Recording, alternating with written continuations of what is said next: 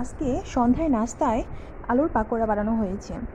এখানে ঘরে রাখা কিছু উপকরণ দিয়ে আমরা পাকোড়াটি তৈরি করেছি।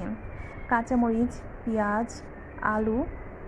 এখানে পেঁয়াজ, কাঁচামরিচ কুচি করে আলু কুচিগুলোর মধ্যে মিশিয়ে তারপর এখানে মশলা, হলুদের গুঁড়ো, মরিচের গুঁড়ো, তারপর সামান্য লবণ দিয়ে সুন্দরভাবে মাখিয়ে নেওয়া হয়েছে।